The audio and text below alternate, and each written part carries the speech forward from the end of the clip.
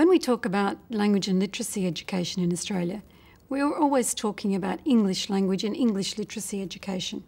And of course, PETAA is a key organisation in this field. However, it occurs to me there's a very complex backstory to this situation. And I was wondering if you might tell us a little of that backstory today, please, Joe. Well, the backstory is the most important foundation that I think teachers need to discuss and come to grips with. And the backstory is about what I would call the communication ecology of the nation. And what I mean by that term is the complex of languages that students bring to schools. And I don't mean even just languages, but forms of language, forms of reasoning in language, and the practices of thinking through language, which is increasingly coming to be called translanguaging. And in Australia, we have one of the most complex varieties of this on earth. Basically, we have the world's dominant language, English, as our national language.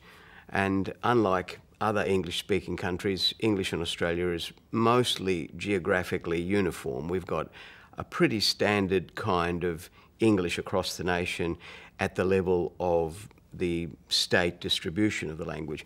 But we've got a highly variegated language when it comes to social class and also to ethnicity. For example, a very large number of varieties of English spoken by Aboriginal people, and the mixture of English and Englishes with other languages. So the English backstory is itself very complex. And then we know that schooling language, and schooling English specifically here, is a particular selection from what's available in the wider community. It's a register of educated, literate speech, which is quite different from spoken language and the kind of literacy that we see in the wider community. So both the literacy and the spoken language forms that are favoured in schooling are highly selected from what's available in the community, which is what students encounter. But that's only a small part of the backstory because then we have the multiple number of other languages, which are nearly 250 non-English, non-Aboriginal languages from all parts of the world. And these are as different from each other as it would be possible for languages to be. We've got languages that are, and communities that are highly literate among themselves, others that are not, some that come from marked varieties of national languages, etc. So there's a very, very wide array of languages. And then we know that the communities in Australia who are connected to those languages are at different stages and in different relationships with those languages. Some of them are losing them, so they're involved in what we would call subtractive bilingualism, losing those languages as they're replaced by English, whereas others are involved in additive bilingualism. They're retaining their first language as they acquire English. And then we have the complexity of the Aboriginal languages, of which still 50 are spoken by children, and we have some 100 or so that communities identify with. So we have a very highly diverse communication ecology as the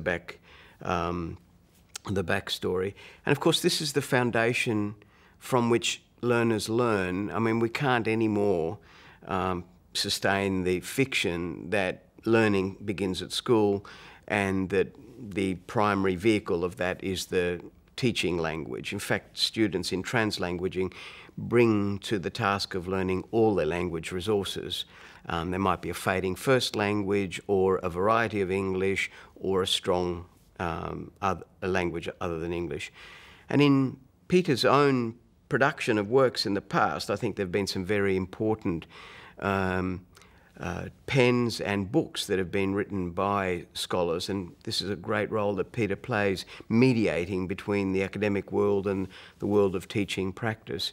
I'm thinking of Diana Eade's work introducing questions of Aboriginal English to regular teachers in schools, even ones that don't teach Aboriginal children. I think it's very important for everyone to know this, because language is highly variable and it's an important fact of teaching and learning that we acknowledge that. So Diana Eade's pen is a very important one.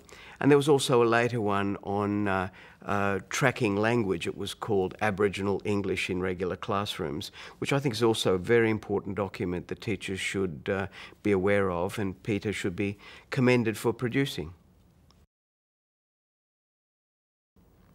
PETAA was established when a group of educators came together in 1972, and I think has provided some clear direction to the development of English language education in this country. Can you comment on this for us, please, Joe? Well, I think there's a fascinating and very important coincidence here, because the beginning of the diversity agenda in Australia coincides with the foundation of PETAA around 1972. I think the symmetry of these two things is really interesting and important, because in the early 1970s in Australia we had the beginnings of the idea of community languages, the idea that languages could be associated with the community, that they don't have to be foreign. Remember, that's how we used to talk about languages, as being foreign. So the terminology that starts to enter the discourse at the time is of community languages, to replace this idea of foreignness. So if a community language is there, it means that it's part of the community that a child, and an environment that a child is part of. So it might be in their homes, it might be in the shopping district that they attend with their parents on the weekend.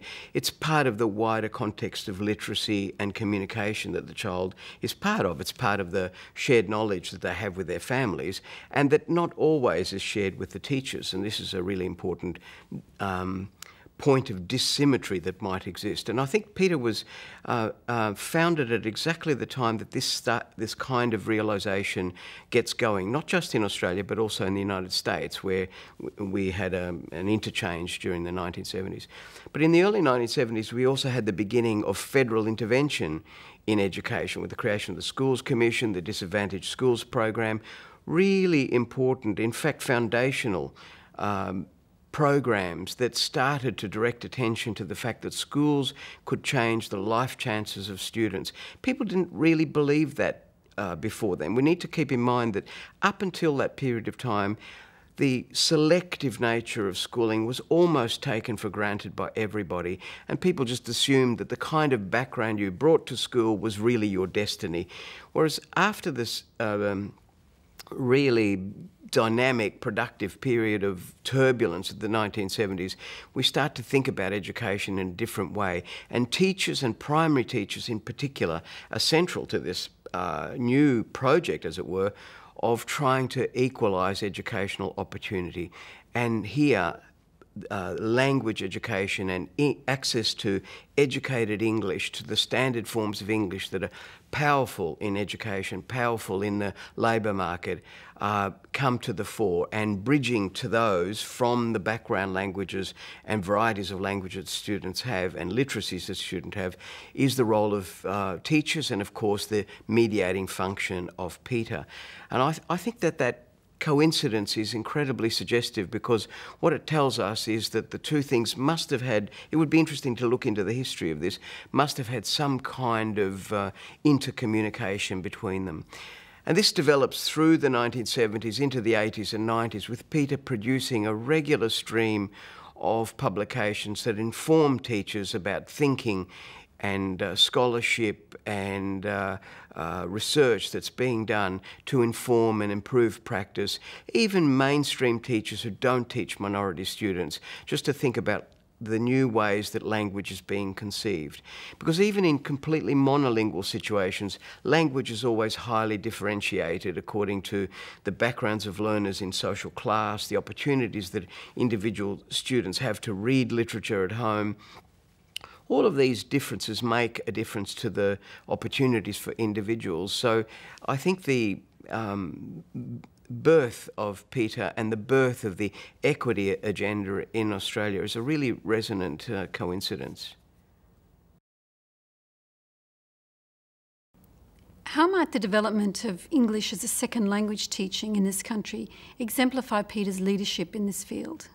This question opens up a really interesting historical issue as well as a contemporary one. Australia's been a world leader in some areas of English as an additional language, both for adults and children, a primacy that unfortunately we have lost in recent years, and that I think that PETAA has an important role in trying to recover. In 1947, with the mass migration program that was commenced by the government at the time. The purpose was to bring to Australia a large number of people who would support the creation of a labour market that would be more productive and a bigger population. That was the express purpose. And as people have said, what Australia was recruiting was workers, but it actually got people with families and children and so on. And in response to this, the government at the time created the adult migrant, what became the Adult Migrant English Program, the largest adult English language education initiative in the world. And that was a concession that you needed to assist people to fit in and integrate, which is a very pragmatic kind of public policy that I think Australia has excelled at. Not currently, but has excelled at in the past. But it wasn't until 1972 that that initiative was extended to children in the Child Migrant Education Program, which is about the time that PETAA is created. And we kept this leadership going really until the middle of the 1990s.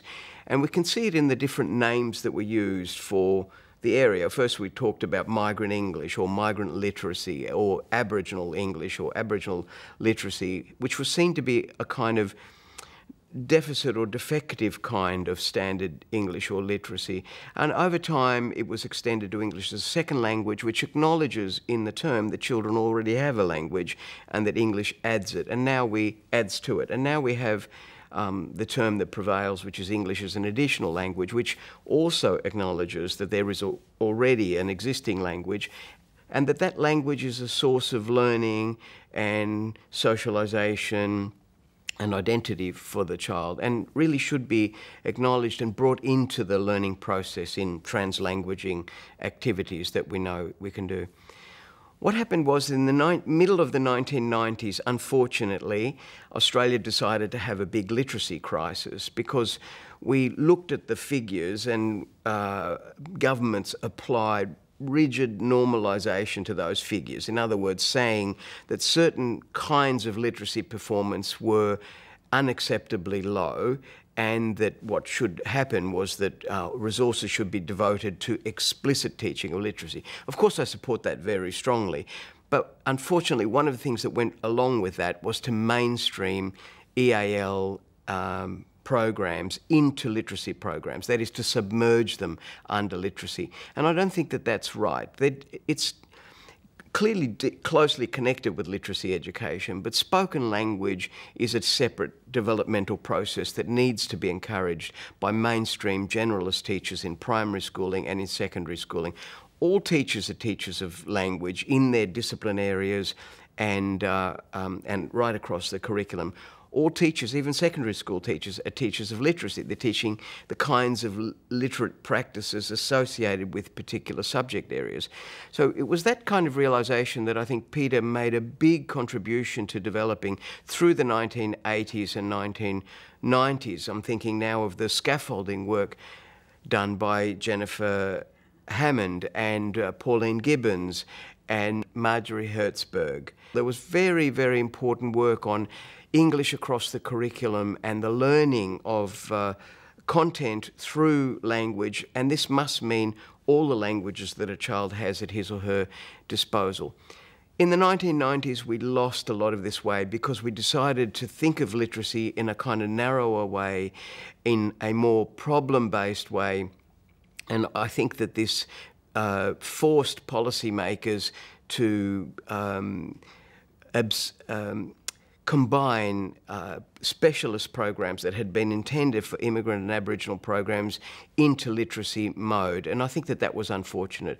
We need to recover that, and I think that PETAA can play an important role in recovering a special role for specialist English. By specialist English, I mean supporting teachers who can either be direct teachers of English as an additional language or who can be resource teachers, helping the mainstream generalist teacher to include particular kinds of responses to children with learning difficulties or with English language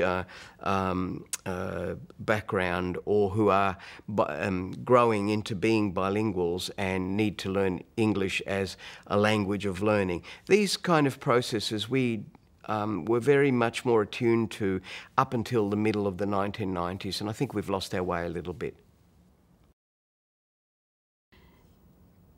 Can you consider the future of teaching of English language and literacy in Australia, particularly in light of recent curriculum developments for us, please, Joe? I think we're on the cusp of some very major new developments, and one of them is what looks like now to have been a successful attempt to introduce a national approach to curriculum. There have been attempts to do this really going back 30 years, but all of them have founded on state interests. But this time it appears to have succeeded. And what we've got is a curriculum which of course will evolve and develop over time, but it's got some features that I think will remain.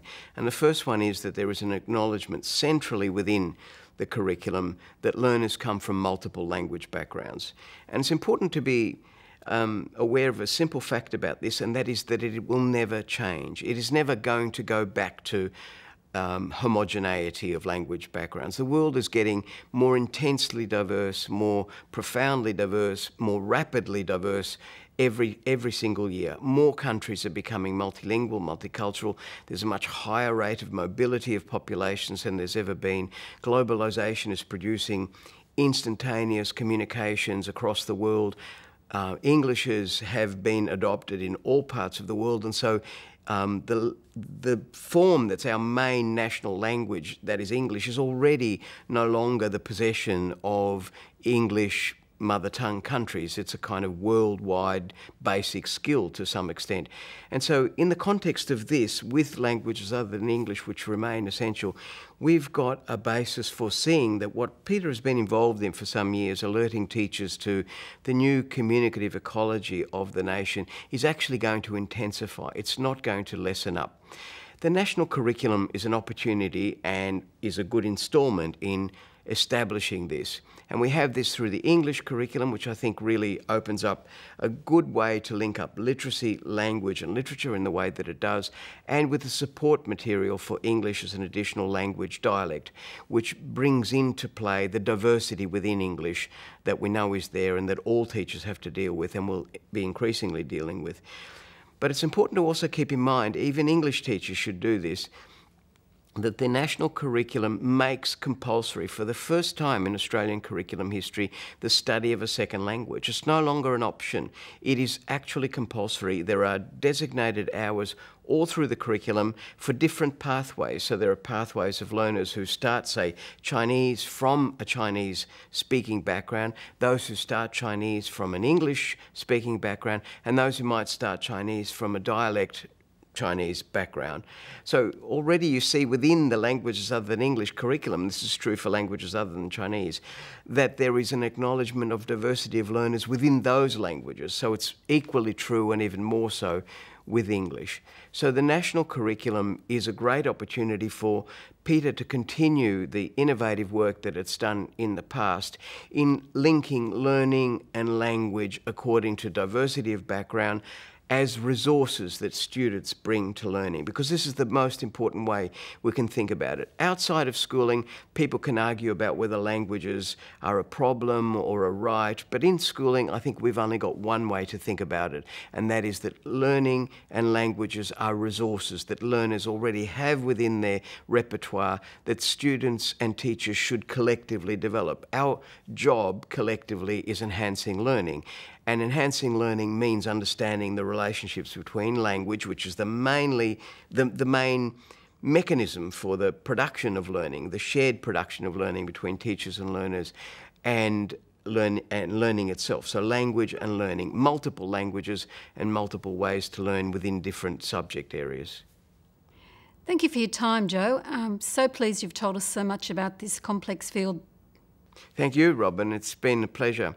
I think it's been interesting to reflect on the important role that PETAA has played over the past 40 years, but I don't think it lessens the future role that PETAA has to play, because it actually will be just as intense, because the equality agenda is going to be played out within public education, within mainstream schooling, and that's where PETAA's central role, mediating between research and practice, is going to continue.